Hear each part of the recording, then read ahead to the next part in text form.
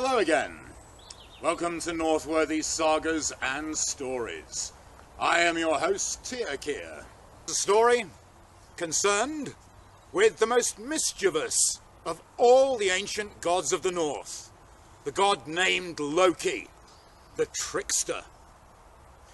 Now Loki, like many of the gods themselves, was partly of giant birth. And he was a friend to the gods to begin with, but later on he became evil. His parents were Tharbauti and Laufey. Tharbauti, his father, his name means cruel smiter, a nickname which describes the lightning flashing in the sky. His mother, Laufey, her name means leafy island. Again, the poet's name for a tree. And as we know, when lightning strikes a tree, fire can result. And so it's no surprise that Loki himself had a fiery disposition. And as I've said, when he was a friend to the gods, when he was tamed and under control, then he was of great help to them. But finally, when he ran rampant, then he destroyed all before him. Loki had a wife. Her name was Sigyn, and between them they had a son. His name was Narfi. A good-looking young man, very much like his father, for Loki was pleasing and handsome in appearance, at least to begin with, before time and fate left their mark upon him. But Loki, sad to say, was not always true to his wedding vows. And there came a time when he was not seen in Asgard for many long months. First 6, then 9, then 12 in all went by. His wife and son were concerned, and they went to Odin, the All-Father, to see if he could find the whereabouts of Loki, god of mischief. So Odin sent out his 2 ravens, Hugin and Munin, mind and memory. One flies as fast as the speed of thought itself. The other remembers all it sees. They flew out all across the 9 worlds of men and women, gods, goddesses, giants, elves and dwarves, even into the land of the dead. And then at last they came to a certain place in Giant Land, where, outside a great hall, they saw Loki playing with his 3 children, with a giantess nearby. The ravens returned to the land of the gods and reported what they've seen. We've seen Loki Laufeyarson there in Jotunheim, Giant Land, they said to the All-Father. He was there with a giantess, and you can tell they were more than friends. And what's more, they had 3 children with them. Each one of them was a terrible monster. I'm sure this will be of great concern to you, most noble Odin. So Odin sent for Loki and his children, had them brought to Asgard, and he called a council of the gods. And when the gods sat there together, and they saw the offspring that Loki had spawned, then they quaked in their boots, for these children were terrible indeed. There was Jormungand, the huge monster, the great serpent, Midgardsorm, the Middle-earth worm. A snake so huge, he encircles the whole world, holding his tail between his fangs. There was his brother, an enormous wolf, Fenrir, the fen dweller. Already he was growing in size, and it was easy to see that when the wolf had reached adulthood, when his jaws opened, they would scrape the sky itself. And their sister, Hela, was terrible to behold. Half her body was alive, but half of it was blue-black, rotting and decaying, the colour of death. Now the gods, they consulted the runes. They cast the sticks upon the ground. They listened to prophecies. They even spoke with the dead to learn all that they could of what the future held for Loki's progeny. And they discovered that the wolf would eat Odin, that the serpent would be the death of Thor, god of thunder, on the final day that men call Ragnarok, doom of the gods, the end of the worlds. And while they had no wish for this to happen, the gods knew that they could not kill the creatures there in Asgard, for one drop of their blood would defile that sacred ground and would hasten the day of doom that much more quickly. So Odin, he took the serpent and he cast it out into the world of ocean that encircles the wide Middle-earth, the orb of the world, and it sank down onto the seabed, tail between its fangs, and remains there, except for the time when Thor calls it fishing, until the day of doom. And as for Hela, Odin knew what to do with her. He took her 9 days' ride, northwards and downwards, into the 9th world itself, into Niflhel, or Misty Hell, a cold, bleak landscape of rime and freezing winds. And in the heart of it was her kingdom, Helheim, the abode of the dead, where cowards, thieves and murderers go when they die. Her hall is there. The walls are woven from living serpents. Their venom drips from their fangs. And all those who've died, either a coward's death or of sickness or old age, wade through streams of freezing poison. Outside, the river called Cussing. There, by the strand of corpses, you can hear the sound of sword blades clashing in the water. And not far off, the dragon, called Hateful Hacker, gnaws upon the bones of those who have become its meal. But there was one more of Loki's children to deal with, and this one was much more of a problem. This was the great wolf Fenrir, the fen dweller, who grew in size every day.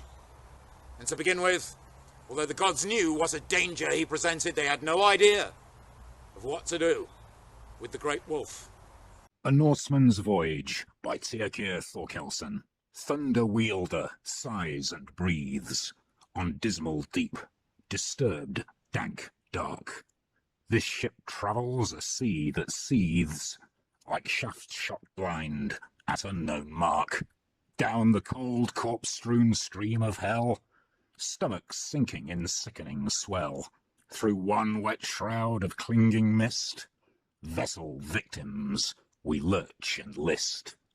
Led on by snarling serpent prow, set forth by sworn Varingi vow, we pursue a tired trail over timeless tracks of whales, above our broad-breasted hull, grey, dim, damp sky, ice giant skull, tracking us, 3 sinuous necks, their cargoes grunt on groaning decks. My dripping clothes are waterlogged by these ice-water waves that freeze, but still I gaze at cliff tops fogged, above stone walls and saddened seas. Heads of dragons rear up proud, then bow to the oppressive cloud. They remain alongside ours, for countless soul-killing hours. In painful rhythm, oarsmen wheeze, still flinching from the drenching breeze. While I sit, joints start to seize. My miseried mind will not ease. I see no hope as my guts heave. For landfall we cannot achieve. No chance that past oceans surging, bright beachheads will be emerging. Then glaring through the slashing sleet, a dim red eye, a beacon blaze. I stare, forget unfeeling feet, as light pierces blank white haze. This is a poem which is also a story from Ynglinga Saga, written by one of the greatest of Icelandic saga tellers, Snorri Sturluson. Ynglinga Saga tells of the history of the ancient royal family who ruled in Uppsala in Sweden before they moved to Vestfold in Norway. And it's one of the Norwegian Yngling kings with which this poem is concerned, King Eystein Fart, and his meeting with a great enemy, his rival, the sorcerer king, known as Skjald, whose name means shield. In Norway's bounds, in rich Vestfold, there lived a king, in times of old, whose name, it said, was Eystein Fart, and from all others stood apart. Now at that time, at Barna Farm, there lived one who Eystein wished harm, Skjald, a sorcerer of fame, a king who played a warlock's game. Eystein resolved to maim his foe. Across the waves he had to go, in 2 long dragon ships of war, to burn and loot, to slay and more. He killed all those who met him there, not one soul did our king spare. Peasants died in their own fields, unsheltered by their magic shield. While he whirled his wand of war, the rising smoke the wizards saw. So Eystein sheathed his shining sword and set off back up the fjord. When Skjald came to the attack, he found only cold corpse stacks, and, so say the ancient tales, saw nothing but 2 shrinking sails.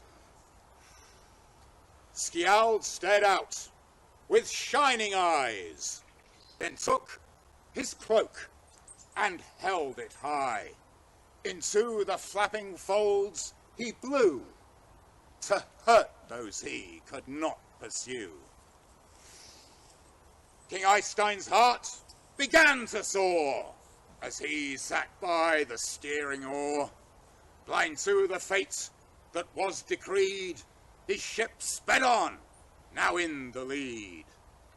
Then from nowhere, a sudden breeze caused a dark wave to roughly seize the ship behind, and onward urge its serpent prow in one great surge.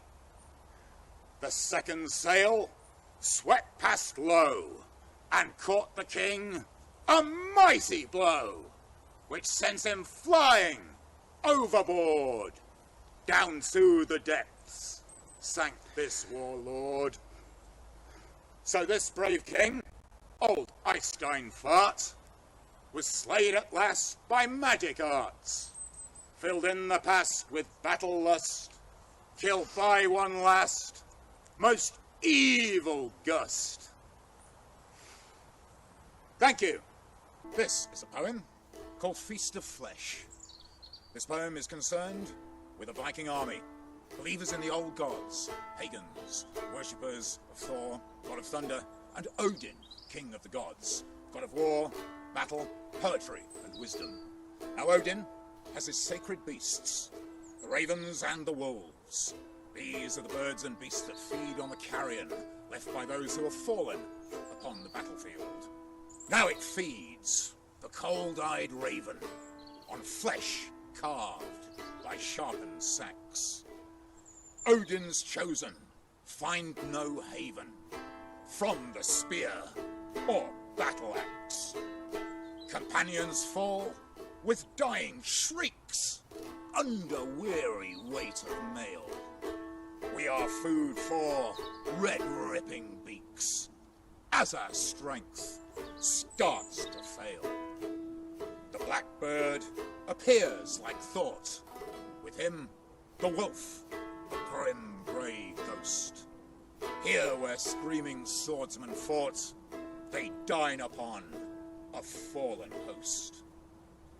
These beasts that feast on carrion belong to he who lacks one eye. We who hacked and harried won the right to meet him when we die. Thank you. Now we have already heard of the children of Loki and of the binding of the wolf Fenrir. If you have not, then please click on the card. However, apart from them, and Loki's other son, Narfi, who is the child of the god of trickery and his wife Sigyn, there was another of Loki's brood. And this takes us back to a time not long after the Middle Earth, Midgard, had been made by Odin and his brothers, back in the morning of time, when they slew the ancient frost giant Ymir and used his carcass to make the earth itself. Now the gods were pleased with what they'd wrought, and they lived up high in the first world of Asgard, Isialand, named after them. And it was a broad domain, and all the gods' halls and residences were located there. However, one thing that the land of Asgard did not possess was a strong defence. They needed to protect their wide kingdom, and Odin, the All-Father, the one-eyed king of the gods, called a council. All the gods and goddesses were there. He said to them, "We need to defend ourselves, for all our prophecies have told us that far in the future, on the day of the gods' doom, known as Ragnarok, then we and all the greatest heroes of Middle-earth will fight the forces of evil, the terrible monsters, in a battle that will destroy the worlds, gods and men alike." And so they sent word out across all the worlds, asking every artisan to give a quote and a proposition as to how the work might be completed. And one by one, they heard from many a builder. But always the price was too high, or the work simply couldn't be done properly. Until one day, a mason presented himself in the land of the gods, and he offered to build them a wall to encompass the whole of Asgard. "But I'll need 3 months to do it," said the builder. "That's what I require from you, and in return, as payment, I want the sun, the moon, and the hand in marriage of Freya, the goddess, whose name means lady, who wears the flame necklace upon her bosom." And so the gods consulted with each other, and at the great council meeting many were unhappy about the idea that if the deal turned sour, they could lose the sun and the moon from the day and night skies. But even worse, Freya, the goddess, the lady in charge of fertility and love, mistress of magic, who sends the Valkyries out to choose the bravest heroes who've been slain in battle and resurrect dead warriors. The idea that she should be given in marriage to a mere mason? It was almost too much to contemplate, but as Odin reminded them, They needed the wall. But for a while they couldn't decide. Then Loki, the god of guile, the trickster, he spoke up. He said, "Listen, this mason says he can build the wall we want, and he can do it in 3 seasons. Now I suggest that if we only allow him 2, then the work will only be half completed. He'll have broken his contract, therefore we have to pay nothing. We can't lose." So the gods went back to the builder, and they said that they'd agree, but he could only have 2 seasons to get the work done. And the mason agreed on one more condition, that he be allowed to use his horse, called Unlucky Traveller, to haul up the great loads of quarried stone he needed to build the wall. And so the gods agreed. And on the first day of winter, the builder set to work. By night, Unlucky Traveller hauled that stone up. By day, the mason dressed it, hewed it into shape, and set it in place. And so the wall began to grow, encompassing the first world of Asgard. And bit by bit, it began to circumnavigate the swamps and the marshes, where the fen halls of Frigga, queen of the gods, lay. It went around Thrudvang, the power fields, where one can find the hall of Thor.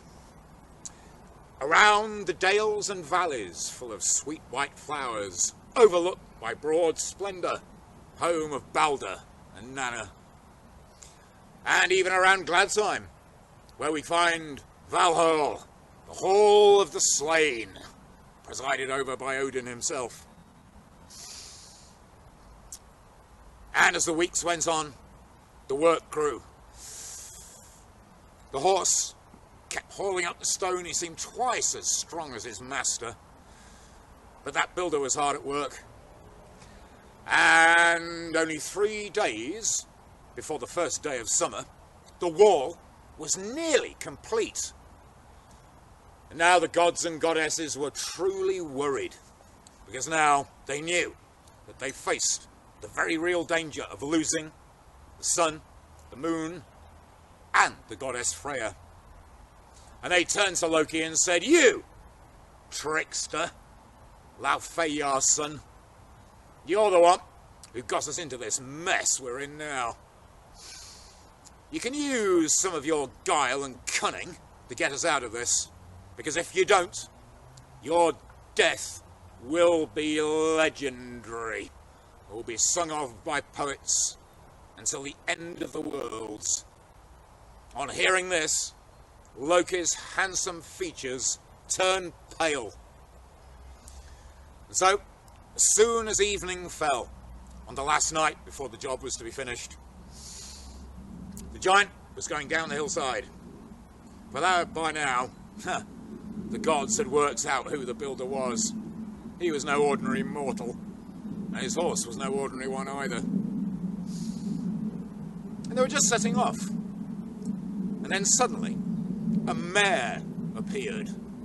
For Loki had used his magical arts to change not only his shape, but also his gender. And the mare, that was Loki, pranced up and down in front of the giant stallion, inviting him, teasing him. And the giant's horse burst free of his harness, raced after the mare into the depths of the woods. The giant ran after them, cursing in frustration, and all night they careened and caroused through the forest, with the giant trying to catch up to them. And for this reason, the very next morning, the job was not complete. There were 3 blocks of stone missing. And so the giant had broken his contract. Now he would receive no payment. And his anger was terrible to see. He swelled up, as the gods had guessed. He was a giant, all right. A mountain giant of ancient lineage. so huge he eclipsed the sun itself. But now, Thor, the red-bearded thunder god, had returned home. He'd been away in the east, thrashing trolls. So now, it wasn't the sun and the moon and Freya that the giant received. Instead, his wages were the blows of Mjolnir, Thor's hammer, as it struck him upon the head. And his skull shattered into 1,000 pieces. That was the end of him. However, the story is not quite over. Because, of course, it took very little effort for the gods to finish the wall. But a few months afterwards, Loki, who had not been seen since the whole affair began, he returned to the land of the gods, and once more he'd resumed his normal shape. But he was leading a horse, and this was a horse that Loki had given birth to, while still wearing the likeness of the mare. And it was the best of all horses, called Sleipnir, Slipper, or Slider. He can run anywhere, even through the air itself. He can slip and slide between the worlds, even to the land of the dead. A great grey stallion with runes inscribed upon his teeth. And this horse, well, it became the favourite horse of Odin himself, the king of the gods, and the greatest of all the children of Loki. Wassail, good health. And so, we will tell the ultimate myth of Ragnarok, doom of the gods, which begins with a CRS, deep in a seether, a sitting-out trance, high up on the platform, wrapped in furs, a blindfold covering her eyes. A spirit rises up out of her body, soars across the 9 worlds, across all of time and space. First, she tells of the remote first making of the worlds, when the gods slew the primordial ice giant Ymir in the morning of time, used his carcass to make the world, took his hollowed-out skull to form the sky, and then used sparks and embers from Muspelheim, land of fire, to make the sun, the moon, and the stars, set them in their courses, racing across the heavens. For the sun and the moon are always pursued by 2 wolves, the children of Fenrir, son of Loki. But then, this CRS's mind journeyed into the far future, to a time when 3 winters fall upon the world. 3 winters full of murder, of fratricide. Brother shall kill brother. The bonds between father and son, mother and daughter will be broken. There will be much slaughter. It will be an axe age, a sword age, a wind age, and a wolf age, until all the world is ruined. Then another great winter. A Fimbul, mighty, awesome, mysterious winter. It will last for 3 years with no sign of spring or summer. There will be deadly frosts, and snow will drift in from all directions. And then all eyes will look to the sky on the dawning of the day of Ragnarok. 3 cocks will crow. 1 in Asgard, land of the gods. Another in Helheim, land of the dead. Another in Gallows Wood. And then the wolves chasing the sun and the moon will finally catch their prey, taking great bites out of the sun and moon disk, until finally they are gone altogether. And even the stars will vanish from the sky. And all mortal folk will be afraid. And then a great earthquake will wreck the world. Even mountains will topple. Whole trees uprooted from the ground, and all bonds and fetters will break. Deep in the 9th world of hell, outside the Gneipa cave, Fenrir, the Fenris wolf, he will burst free from the fetters placed upon him ages ago. The Ravener will run free. His brother, Jormungand, Loki's son, the Middle-earth worm who lies on the seabed, will let go of the tail between his fangs. He'll rise up and displace the world of oceans so it spills onto the land, hauling himself ashore.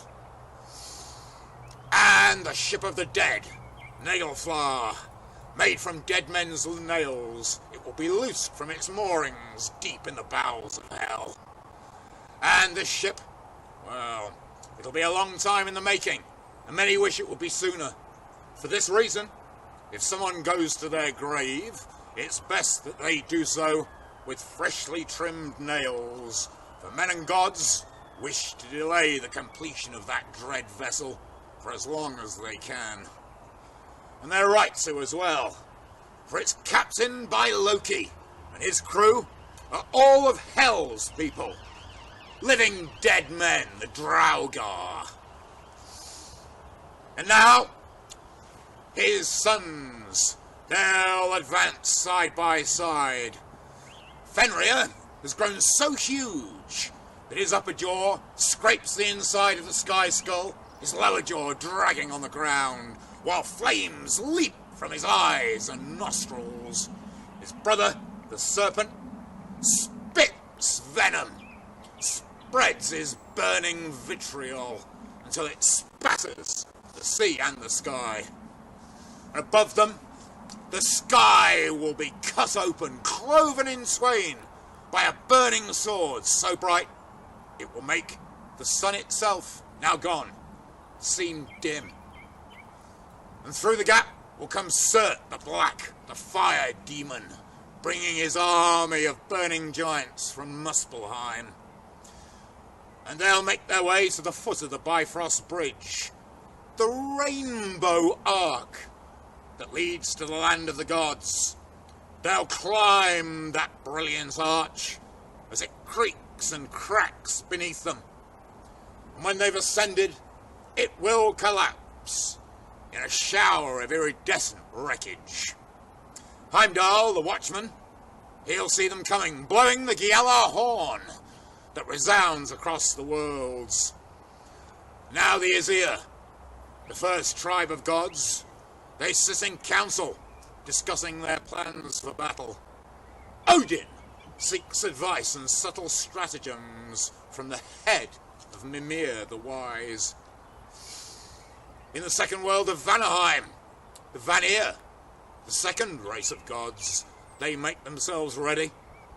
In the third world of Alfheim, the elves meet in council. In the eighth world of Nidavellir, the dark home of the dwarves, those smiths, they howl before their rocky doors. The dwarfish princes wail in lament. And all come now to the plain called Vigrid, 100 leagues wide in every direction. Odin, he'll lead the gods. He'll be wearing his golden helmet, his coat of mail, carrying the spear Gungnir. With the gods will be all the mortal heroes who've journeyed to the land of the gods after dying a warrior's death. They'll be there, ready for the final battle. But along with Fenrir, Jormungand, the armies of Muspelheim led by Surt, along with Loki and his undead legions, there will be the giants of Jotunheim led by Hreim, a rhyme giant who commands the armies of ice and frost. And now the battle begins. Fenrir will make straight for Odin, but Tyr, the one-handed god of war, will step in his way. They'll trade blows, but finally each will fall. Tyr, his gut spitting out. Fenrir, apparently laid low by a death blow. Meanwhile, Frey, the Lord of Life, will fight Surt the Black, but it will go hard for him after he gave his magical sword of sharpness to his messenger, Skirnir, to woo the giantess Gerd ages ago. And because of the lack of it, Surt the Black will win the fight with his burning brand. And Thor, he'll face the Jormungand, the great serpent that towers above him, dripping venom over the Thunderer. Thor will strike it on the head with Mjolnir. The serpent will die. Thor will turn, walk away 9 paces, and then fall dead himself from the monster's venom. But now the wolf will rouse himself, make for Odin, and eat the king of the gods whole. And to avenge him, the silent god Vidar, he'll step forth, wearing the strongest of all shoes, made from the offcuts that men make from the toe and the heel. This is why, when one has made a pair of shoes, one should always throw the waste away and never reuse it. This will delay the day of Ragnarok, but also make Vidar's shoes stronger. And he uses that shoe to press down on the lower jaw of the wolf. With one hand, he grasps the upper jaw, forcing it up until he breaks those jaws apart. And if that broken maw was not enough, he stabs the monster to the heart with his sword. Now the final contest is between Heimdall and Loki. A fierce exchange, but finally each will slay the other. Now the battle is done, Surt will spread fire over all the world, scorching it until the waters rise and drown the world. Darkness falls over all. But this will not be the end. A new earth will rise from the waters, where eagles fly over waterfalls, where crops will grow unsown. And there'll be a new land of the gods, with fine halls, Gimli and Sindri, and there'll be gods to populate it. The sons of Thor, Magni and Modi, will come, bearing Thor's hammer. And released from Helheim, Balder, his son his brother Hoder, and Balder's wife Nanna. They'll join them. Vidar, he'll be there as well. He'll sit upon the ground, take out the gaming board, use the golden pieces to play once more, while telling sagas of ancient times. And a man and a woman will emerge, those two who survived, hiding within the trunk of Yggdrasil, the great ash tree that spans the worlds. Their names will be Life and Life Seeker, and their sons and daughters will populate the world anew. Mara by Tyrkir Thorkelsson. Trapped by nightmare inside my head, here I lie upon my bed, tormented by dreams of anguish. In misty hell my mind must languish. Fever image disturbs my sleep, in sweating throes of slumbers deep. For now it is the midnight hour, I fall into Mara's power. Serene her beauty is immortal, as she arrives at my portal. Around closed locks she knows the way, shape-shifting skills come into play. Once inside the bard's still shut door, quiet as fog, crossing the floor, out of the dark fluidly glides the forming figure who will ride. Made manifest, she softly greets me in a voice silken and sweet, a fond caress to the ears, banishing my doubts and fears. Beguiling insistent call, bewitching me as it enthralls, prompts longings that cannot be named, a force of nature never tamed. Her satin mane as black as coal, an inky sea to drown my soul. By the perfection of her face, I'm rendered mute, frozen in place. Her fathomless and hungry eyes hold simple truths, no subtle lies. Twin shadow orbs that hypnotize make me unmoving, paralyzed. Invisible bonds hold my limbs, and leave me subject to her whims. Danger blinded, I do not care, transfixed by her spell-binding stare. I am hopelessly enamored by supernatural glamour. Unresisting, I am captured, lost in fascinated rapture. No escape, no sudden freeing from this fey unearthly being. Her victim I have met my match, seduced and charmed, her willing catch. She climbs up, and then she straddles. Her high seat is in the saddle. With certainty I am aware I shall be ridden by the mare. To fulfill her voracious need, I have become her human steed. Lost in intoxicating joy, nothing more than her helpless toy. Yet all too soon the pleasure rush turns into pain, a squeezing crush upon my legs and on my chest. She sends me to eternal rest.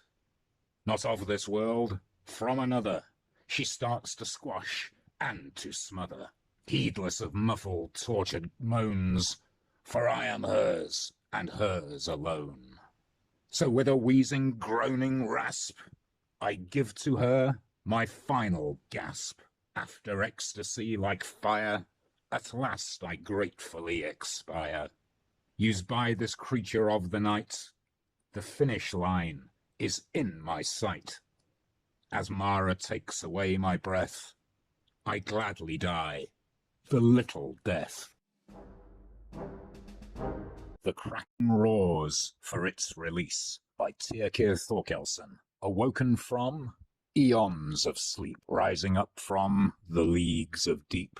The Kraken roars for its release, echoes so loud they never cease. It has many arms to tangle, to seize, to grasp, and to strangle the toilers on the jet-black sea, who it drags down, unless they flee. Now Arrowod, that man of might, it said was the first one to sight the half-submerged aquatic beast that turned whole ships into a feast, resembling innocent rocks, before it surged to awe and shock, staying up for more than a tide, then sinking to seek rest and hide. Sverre, the king of Norway, wrote, it posed a threat to men and boats. Its kin formed a hideous host, encircling his craggy coast. Yet despite its prodigious size, the fiend offered a tempting prize. Its burping belch, a dreadful reek, yielded that which some would seek. A shimmering shoal of sweet fish, embodying their fondest wish. So it was that they set sail, full of hope, but doomed to fail. For soon the nailed craft fell prey, never again to see the day. Embraced by slimy suckered limbs, subject to the huge victor's whims. Departing it formed a whirlpool, which ensnared the remaining fools. They screamed, they howled, they prayed to God. Save us from the cephalopod. So is it true? And is it real? Some say it's fact. You may feel that it was a monstrous whale, or just an old, tall fish tale.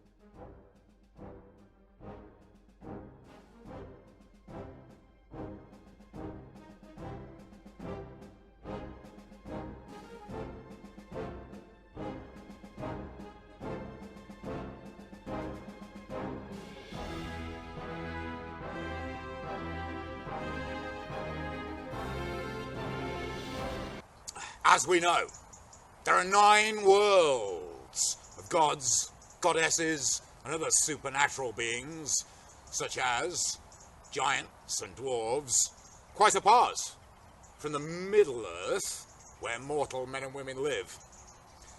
Also, however, there is the realm of the elves, often called the beings, back in the ancient ancestral home of the Angles across the North Sea. And they're elusive creatures, the elves, and there are many tales told about them, often those that should offer caution, particularly to those who are unwary enough and ill-advised enough to consort with elves.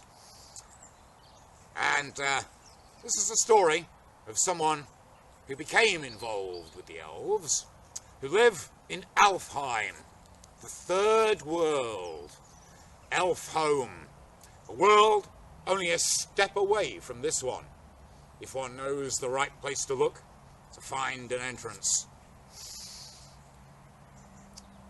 And the story concerns a woman, and her profession was as a midwife.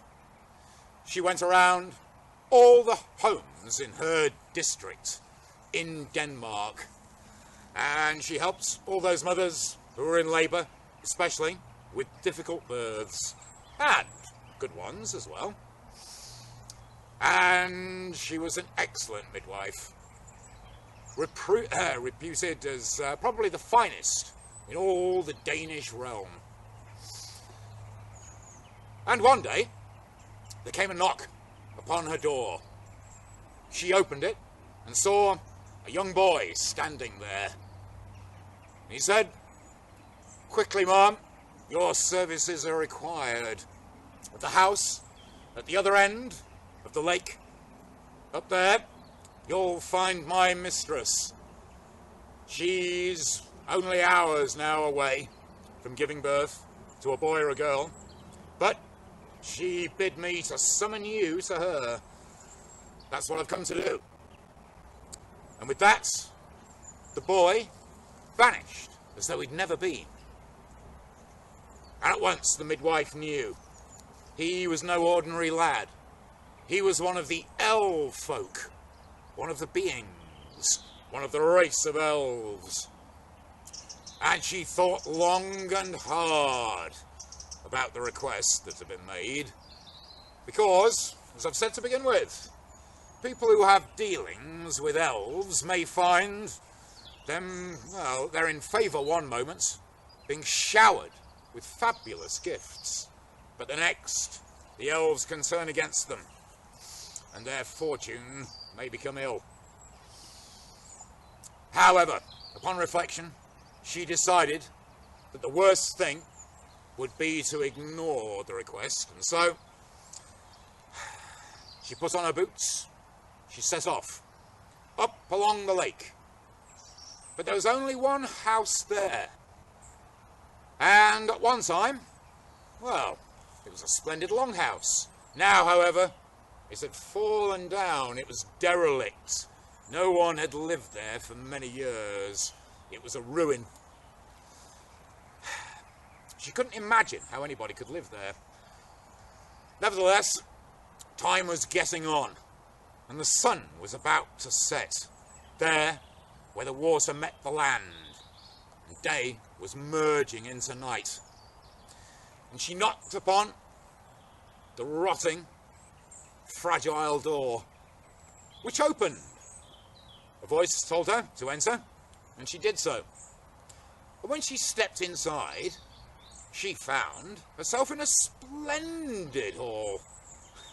It was full of servants and important people, splendidly dressed, wearing gold and silver. There were rich carvings upon the woodwork, wonderful paintings, wall hangings and tapestries. Any king would have been satisfied to live there. And all the folk who lived in that place were uncannily beautiful. All of them, well, were worth more than a second glance. Some of them smiled at her, but some of them glared, and others passed by as though she were not even there.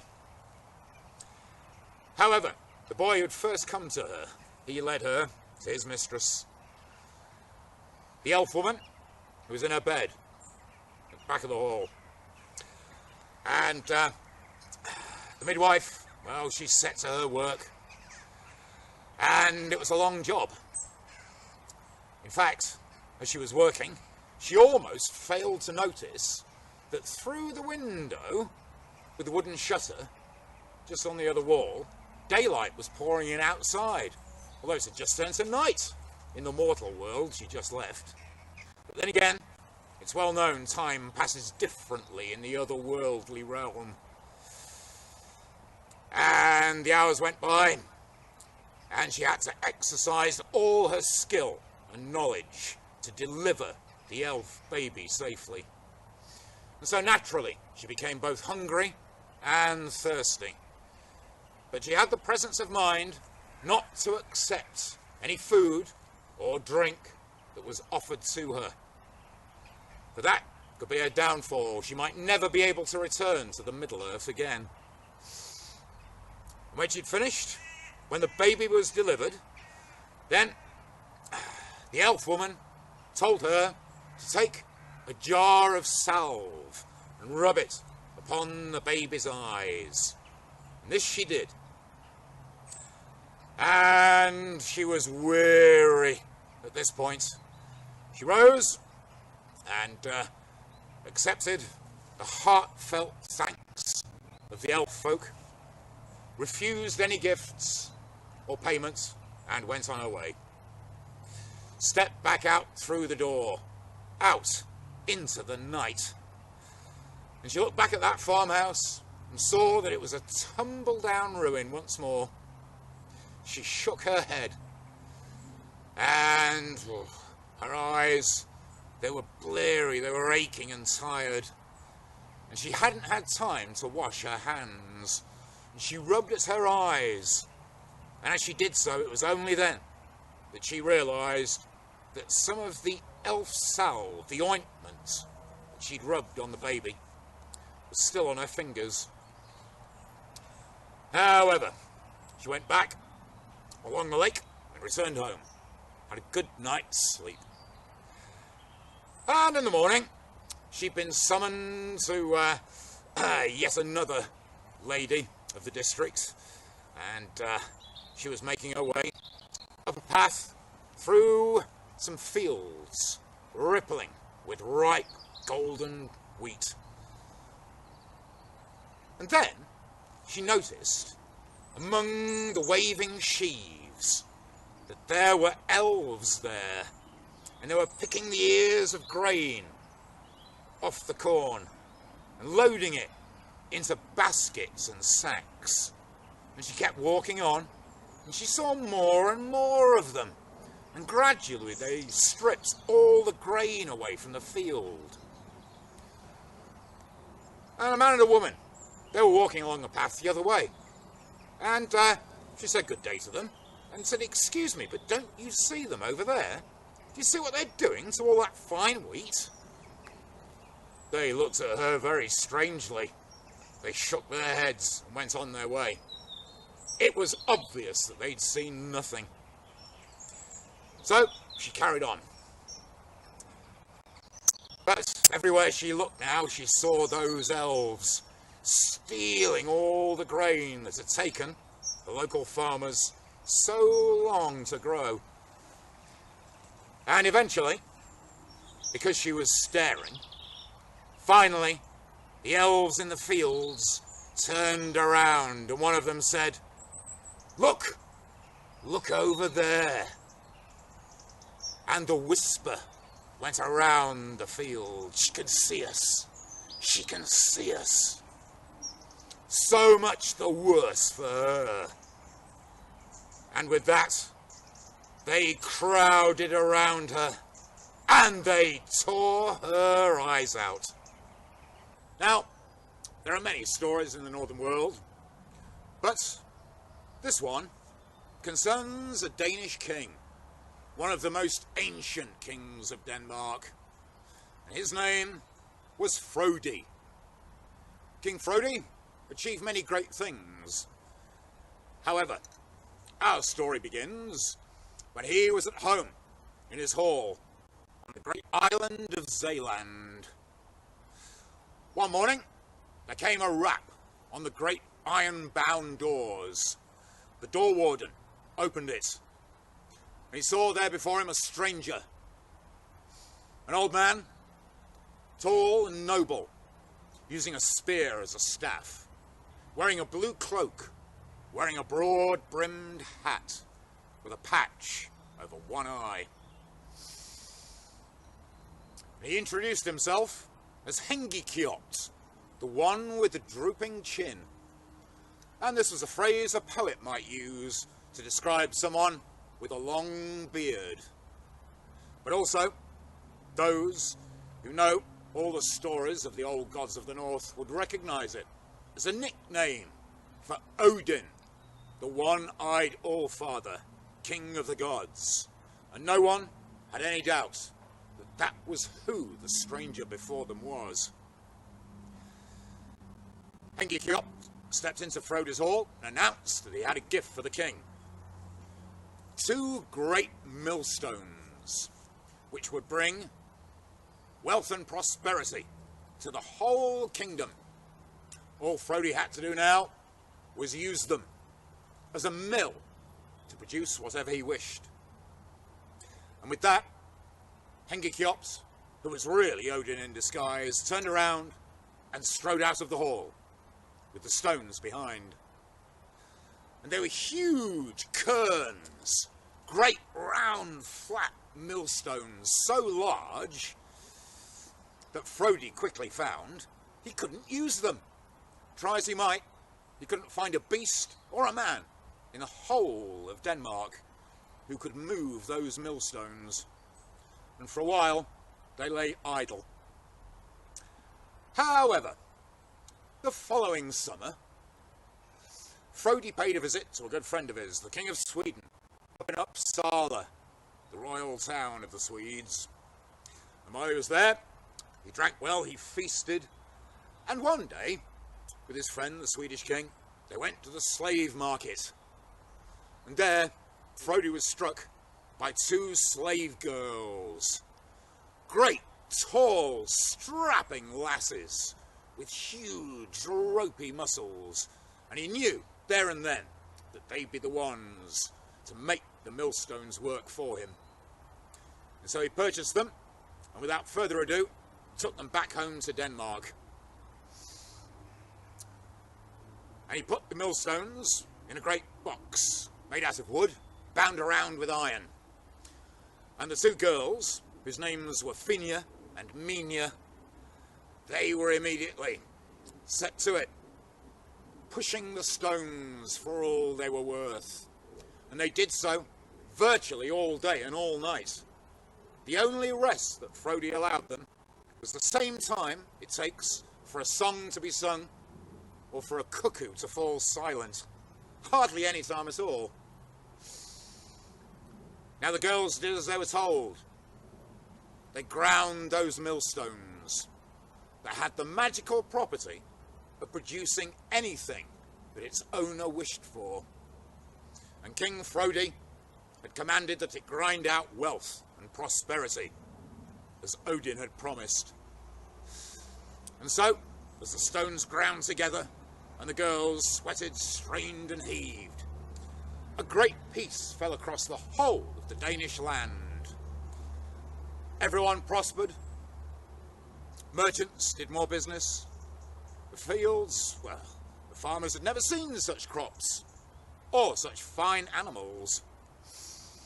Everyone had more silver in their purses. For a long time, a gold ring lay on a heath, undisturbed. Not a thief or a robber touched it. And so the people of Denmark were happy. But for the girls, their toil hardly ceased. And after a while, they began to chant the words of a poem. A poem called Grote's Song, for that was the name of the mill, Grote. And because it was a wishing mill, the stones gave the words of the poem power. Each verse, every stanza, became magical. And the girls began to sing of their birth. So long ago now, they'd almost forgotten it. And this is where King Frodi had made his mistake, because he'd never inquired about the girls' ancestry. And as all people know, this is something any wise person does when meeting someone for the first time. If you ask about someone's lineage, inquire as to who their ancestors were, you can quickly determine whether they're an ally or a source of danger. And as the girls chanted, they spoke of their own birth far underground, being born into the family of ancient giants, who the gods knew well. And they also spoke of the quarrying of the magic millstones of Groti, the wishing mill, torn from the very bones of the earth. They were there when the stones were pulled free, and their fates had forever been bound up with them. And now the girls remembered who they were. They chanted and they sang of how once they were great warriors in the forefront of battle. Time after time, where shield walls shook, they took on champions and berserkers wrapped in the skins of wolves and bears. We raised one king up, we cast another down, the girls said. We once knew triumph and glory. Now we're stuck here, grinding out peace and prosperity for King Frodi. It's boring here in the hall of the Danish king. And the girls grew angry, and they ground harder and harder. And as they did so, they wished for a fleet to come and attack Frodi and give them freedom. And they pushed and they pushed. The stones ground together so hard that the wooden box that they were housed in burst apart in a shower of timber. And in the night, a sea king came, a warlord named Mysing, with scores of dragon-proud ships. And he landed there on the strand of Zeeland. And there it was, King Frodi met him with the best of his Danish warriors. The fight was long and hard, but at last, when the lifeblood of many men ebbed into the earth, King Frodi was slain. Mysing was the victor. And now, he pillaged Frodi's kingdom. The best there was in Denmark was now his. And also, he took with him the two girls, Finia and Minia, and the magic millstones of which he'd heard. And they were there, in Mysing's ship, having set off from Denmark on his way home to one of the many kingdoms of the North Way, or Norway as it's known. And Mysing was impatient to watch the magic of the wishing mill in action. He said to the girls, I want you to grind something out for me. I am anxious to see this mill work. What do you wish for, my lord Mysing?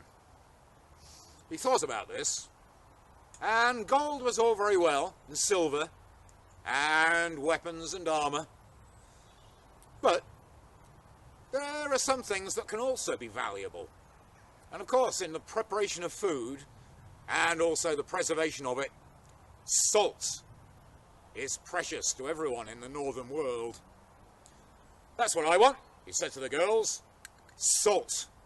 Grind it out for me. And the girls did as they were told. And soon the salt started to appear, spraying out between the rotating stones. They kept on grinding. The salt kept coming. And presently, they turned to Mysing and asked if this was sufficient. Oh, don't bother me now, he said. I'm tired. I've just conquered the Danish kingdom. I need to rest. Do as you're told, I'll speak to you later. And so the girls continued. And very soon, Mysing's ship and all the others in his great fleet were so full of salt that they began to sink. And where they sank, a huge churning whirlpool formed, the Maelstrom, which has given its name to whirlpools ever since that time. And to this day, the girls are still there, down on the sea floor, amongst the remains of Mysing's fleet and the dead skeletons of him and his crew. But they're still alive and doing as they were told, grinding out salt. And they will forevermore, because there is no one there to tell them to stop. And that is why the sea is salt. And that's the end of the story. Thank you very much for listening, and please click on the notification bell. Thank you.